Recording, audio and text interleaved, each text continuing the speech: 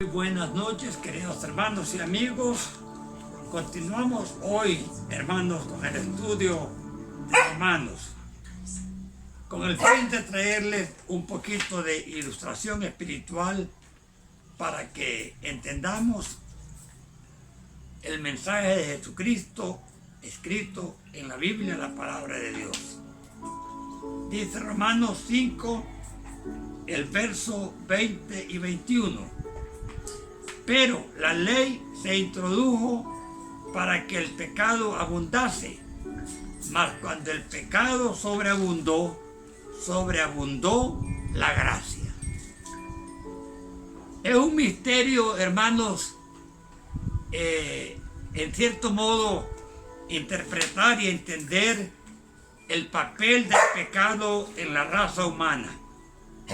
Pero la Biblia habla claramente que el pecado vino para dar a conocer la ley vino para dar a conocer el pecado, porque antes de la ley no había pecado, y no quiere eso decir que no se hacían cosas malas, incorrectas, indebidas, vergonzosas, tristes. Lo que simplemente se quiere decir es que donde no hay ley, no hay juicio, no hay condena. Es decir, cada quien vive su vida a su gusto y antojo y no le da cuenta a nadie, ni nadie le pregunta. Es decir, es una vida desastrosa en la que no tenemos derechos ni responsabilidades. Entonces, el pecado vino a ser denunciado por la ley. Cuando Moisés escribió los 10 mandamientos, cubrió en ellos toda la actividad de la conducta humana, de tal manera que en cualquier momento que el hombre fallase, había un aspecto de la ley que violaba lo que Dios había prohibido. Por eso dice el verso 20, pero la ley se introdujo, y la introdujo Dios, para que el pecado abundase. Mas cuando el pecado abundó, sobreabundó la gracia. En todo este pasaje podemos ver el propósito soberano de Dios de guiar al hombre hacia su gracia para alcanzar salvación, perdón y vida eterna.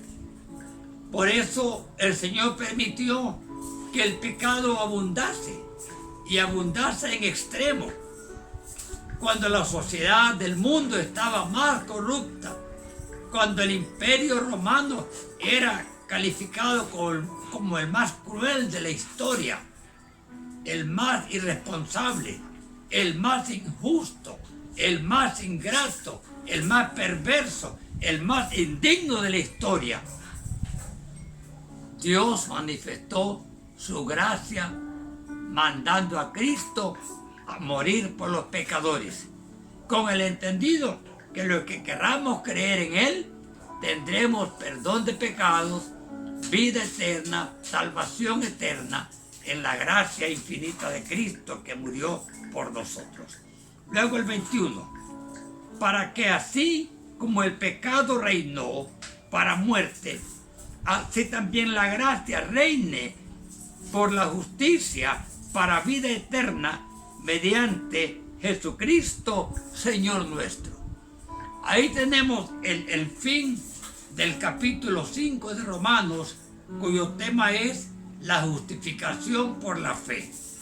De tal manera que, hermanos, para mí es un privilegio compartirles estos breves momentos, 5 minutos, 4 minutos de estudio bíblico, enfocando los temas que Romanos escribe. Pablo es el escritor y yo soy el expositor en este caso. De tal manera que voy a pedirle a Dios que Él toque los corazones de ustedes y les haga entender la verdad de Dios. Padre, gracias porque en estos 2 versículos encontramos el poder del pecado, pero también el superpoder de la gracia, que cuando abundó el pecado, sobreabundó la gracia para que el hombre pueda creer en ti y ser salvo, perdonado de pecados y dueño de la vida eterna.